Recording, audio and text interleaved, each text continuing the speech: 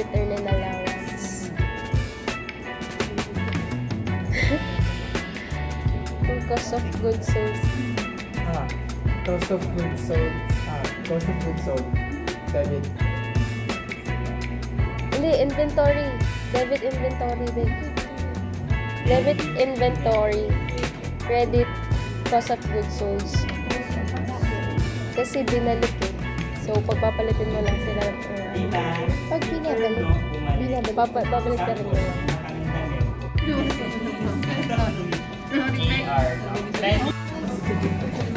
Yung iba kasi ginagamit nila, din naman nila iintindihan.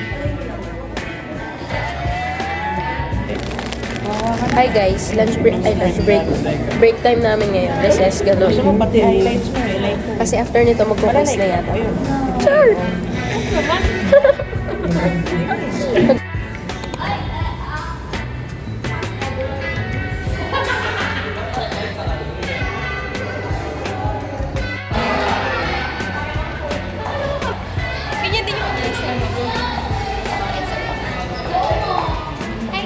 Punta kami ngayon ng IKEA to eat our lunch. Akala ko ba hindi na tayo mag-IKEA ulit? Bakit? Hindi ka pa ba na-trauma?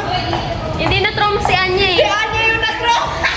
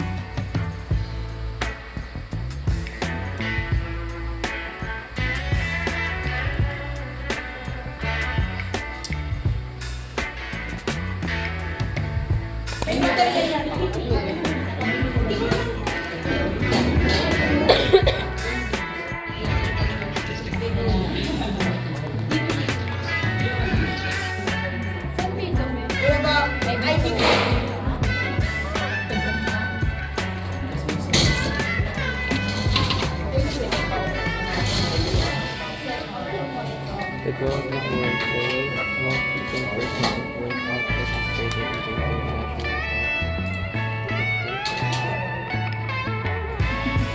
Advantages. Leads to more efficient resource allocation, lower cost per unit, advantages to PKI, fostering creating international consumption. Widen choices. Yay! Import lack of country goods. Yan, ito yan, widen choices. Tama yung We're going to the trip. Hey guys, we're done eating and hindi na ako nakapag-vlog kasi hindi naman ako kumain ng rice. So, nagputupaw lang ako. And currently, I am just retouching my my makeup. Uy, where's the lip? Paano yan? Wala yung lip. Kita to. Anong kita to? Tatanggalin. Doon ka sa ano? Pangit eh. Pwede lang lagyan ng... Ay, Oo, maganda. Hindi, huwag ka maniwala. May filter din. Promise, huwag ka maniwala. Just listen. Guys, we are the group. McDonald's. Yes. So, McDonald's, we all know that this is one of the best and most known global brands worldwide. So, it is a American fast food chain that was established in 1940 by brothers Maurice and Richard McDonald.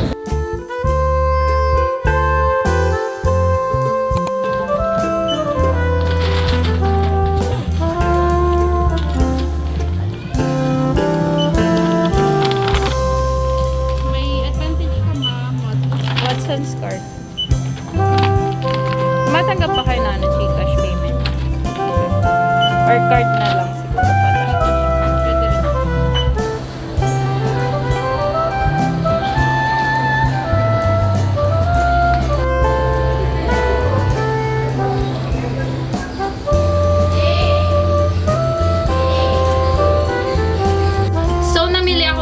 Watsons. And this is what I've got. I only got one bag. Actually, konti lang rin dito yung sa akin kasi it's more on makeup. So, this will be a Watsons or makeup from Watsons haul.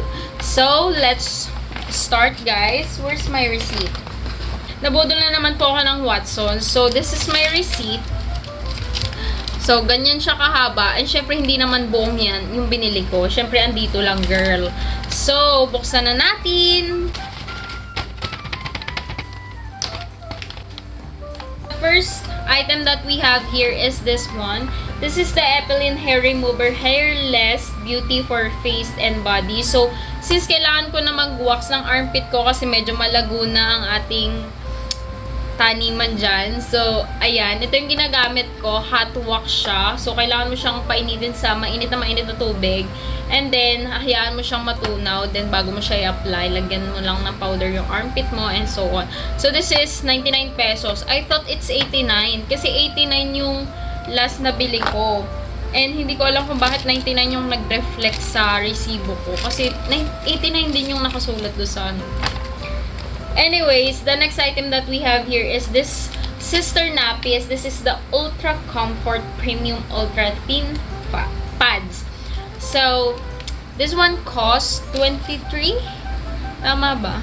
Yes, 23.50 and it has 6 pads na. So, this is actually good for those girls na malakas mag-mens like me. Lalo na yung mga first, second to third date. Kasi girl, sobrang laki nito and sobrang nipis lang niya, hindi mababakat siya sa shorts, sa cycling mo, or sa skirts mo. Okay, the next item that we have here is this. Ito talaga yung nagpalaki no? This is the Koji-san Skin Lightening Soap. And ito yung ginagamit namin dito sa bahay and 4 kaming gumagamit nito. So, pinabili lang to ni Tita Gemma kasi nga, wala na kaming soap sa comfort room. Okay, the next item that we have here is my primer. So, I've been using it for almost 2 to 3 years already. And talagang hindi ako umaalis dito kasi girl, nabiblur niya talaga yung mga pores ko. And this one is only 119 pesos. This is very affordable unlike the other brand.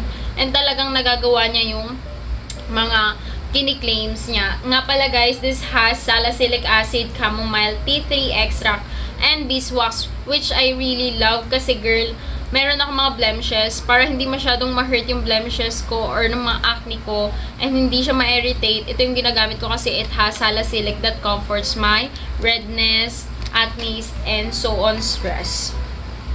Another item that we have here is this one. Actually, na hindi ko in-expect na meron na pala yung Careline na 2-in-1 stick. So, this has a graphic ink and a graphic lash. So, 2-in-1 siya. Dito mascara, dito is liquid eyeliner. And hindi ko pa siya nasubukan ever in my life. So, ito na yung binili ko kasi girl, kung bibili pa ako ng magkabukod, mas malaki yung presyo niya. So, kung dito na, makakasave ka pa ng space sa bag mo, plus makakasave ka pa ng money. Okay, the next item that we have here is this one. Na-mention ko sa mga previous videos ko na hindi ako bumibili ng mga naka-jar na foundation kasi girl, medyo clumsy yung mga kamay ko, so baka mamaya mabagsak ko or something, and hindi ako ganun katakaw talaga or gumagamit ng sobra-sobrang foundation, kaya ganito lang yung binibili ko para sure na mauubos ko at para sure na hindi masasayang kasi girl, ang dami kong makeup na natatapon every year kasi nga hindi ko nauubos and inaabot na sila ng due date or anong tawag doon. Basta yung nakalagay dito sa likod na halimbawa 12 months or 6 months, ganun, inaabot na sila. So, hindi ko na napapakinabangan. Kaya, yan lang yung binili ko. This one nga pala is in the shade Porcelain and this one cost, this one cost 75 pesos. May presyo pala sa likod. I did not see. Sorry naman. So, the last, di pa pala last. So, the next thing that we have here is the Nichido Matte Finish Makeup Setting Spray. Sobrang tagal kung pinag-isipan kung bibilhin ko ba to or yung o-order na lang ako sa TikTok, sa Shopee or something. Pero girl, na-try ko naman na siya before. Like, nung sumayaw kami sa Dance Hive. Kaya, okay to sa akin kasi girl, tumagal talaga yung ano ko noon, nung makeup ko nung time na yon, kahit pagod na pagod ako sa pagsasayaw, girl, no hulas, promise. This one is 288 pesos and this is not a sponsored, guys. Yung mga sinasabi ko sa inyo is based on my experiences lang. And this one nga pala is actually can cover my blemishes. And depende na lang sa inyo kung paano nyo siya gagamitin. Kasi pwede siyang gawin nyo lang parang BB cream or something na manipis. Pero ako kasi kinakapalan ko kasi nga I have blemishes on my cheeks. And the next one that we have here is this, my favorite ever, Nichido in the shade black brown. So this one cost 120 pesos and sobrang fun talaga ako nito kasi girl, ito yung mga makeups ko na gamit yan. Ayan yung isa sa pinaka-favorite kong look na nagawa ko gamit to. And hindi ko na talaga siya binitawan ever since nung nagamit ko siya. Like, girl, ang ganda talaga, nagko-complement yung kulay niya sa skin ko and dun sa ano ko, sa kilay ko, ganon. So, last na yung laman nito, guys. And hulaan nyo kung ano to. Actually, this one, pinag-isipan ko talaga tong mabuti kasi girl, hindi talaga ako mahilig bumili ng mga ganitong product sa Watsons. Kasi girl, meron naman sa mga TikTok and Shopee and halos same lang sila ng mga shades. And mas mura pang mabibili sa online kaysa sa Watsons. Pero girl, kailangan ko talaga to at hindi na ako makapaghintay pa. At ang maganda din ng shades nito. Like, girl, I'm so excited to use this one. So, this is from Nichido also. Hindi po ako sponsor ng Nichido. So, baka naman Nichido. So, this one is a mineral powder matte lipstick with collagen. And I bought this for 250 pesos. Ayan pa yung presyo niya. And, let's try to... Wait. Hello, I can't open this. So, this is what it looks like. And sobrang ganda, girl. Pakita ko sa inyo sa back camera para mas makita nyo yung ganda niya. So, guys, this is what it looks like. Sobrang ganda. Gandang-ganda ako sa kanya. Tsaka doon sa packaging niya. Kasi first time ko talagang maka-order or makabili ng ganito. So, ayan siya. In the shade Sugar Rush. And isuswatch natin siya, guys.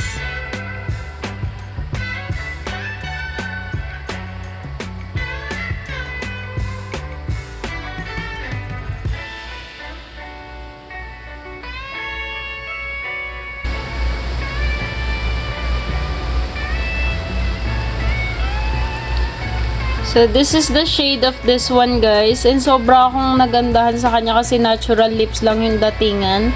And light lang yung kinuha ko kasi nga nagda-darken yung mga lipstick sa labi ko since I am acidic. Okay, guys. Hindi ko siya matry sa labi ko since I have my product on. And magbubura na rin ako actually ng makeup since I need to do something with my face. So, I've said na mag-shave ako ngayon ng face ko since it's been 2 months na yata nung last shave ko ng face. Okay guys, we're done with our Watsons haul. Actually, it's a makeup haul. And girl, wait lang, kasi meron pa akong binili. Kasi galing ako ng SM Sukat, so doon ko sila pinamili, yung Watsons and this one. So this is from Mr. DIY. And hindi ko in-expect na mapapabili ako. Sabi ko, titingnan ko lang. Kasi girl, hindi pa ako nakapasok ng Mr. DIY ever since na ma-release siya sa market. So anyways guys, yung mga nabili ko pa rin sa Mr. DIY is related to makeup. So this is actually literally a makeup haul. So the first thing that I got is this one. This is the facial razor. And gagamitin ko siya to clean my face and also my eyebrow. Nga pala guys, this one is 23 pesos lang. And halos same lang naman ang presyo sa Shopee. Kaya doon na rin ako bumili sa Mr. DIY. Kasi kailangan ko na rin siya ngayon. As in ngayon. So the next thing that I got is this one. This is the 48 pieces hair pins or bobby pins. And I got it for only 31 pesos. So, this is not a typical hairpin na malambot kasi matigas yung form niya, guys. Hindi yung katulad na nabibili natin dyan sa labas na tag 5 or 3 pesos yata. Tapos, mabilis siyang mabali or hindi siya kumakapit minsan sa buhok natin. So, the next item that we have here is, bakit bumababa yung camera ko? Kanina pa yan eh. Okay na yung camera. So, the next item that we have here is this one. This is the 2 pieces, 2-in-1 eyebrow and eyelash brush. So, I have here is spoolie and here is eyebrow brush. So, kailangan ko to sa pagme-makeup kaya binili ko na lang rin. So, that one nga pala is 27 pesos lang kaya go na. So, actually, meron din silang tag 65 pesos and sobrang daming spoolie nun. So, kung nagme-makeup artist ka, bagay na bagay yun sa'yo. Kasi girl, ang dami mong maaayusan gamit yun. And hindi ko alam kung 100 pieces sa isang balot, tapos 65 pesos or 50 piraso. Something ganon. And the last item that we got from Mr. DIY is this powder puff set. So, I got 6 sponge in different colors. This one is for powder and this one is for blending the foundation and other things on your face. So, this one is only 49 pesos. And kung bibili ka sa SM Department Store or sa Watsons, this one costs around 150 to 200 pesos, girl. And, buti na lang may Mr. DIY kasi nakasave ako.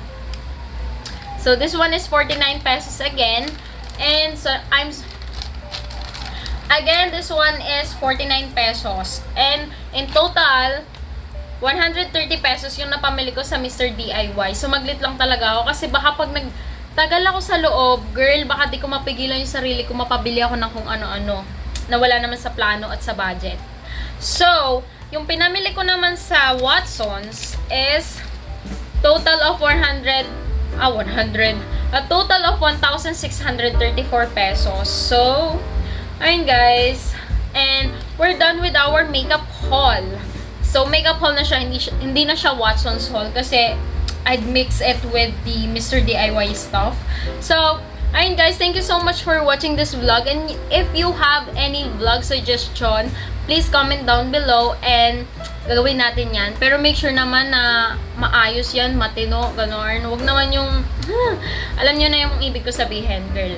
So, ayun guys, ano ba tong buhok ko? Okay guys, thank you so much for watching this video and I hope you like it. So kung nagustuhan nyo, please don't forget to like, share, and subscribe down there and click the bell button beside it for you to get notified every time I posted a new video. So ayun guys, I hope to see you on my next one and please comment down below your vlog suggestion. Bye!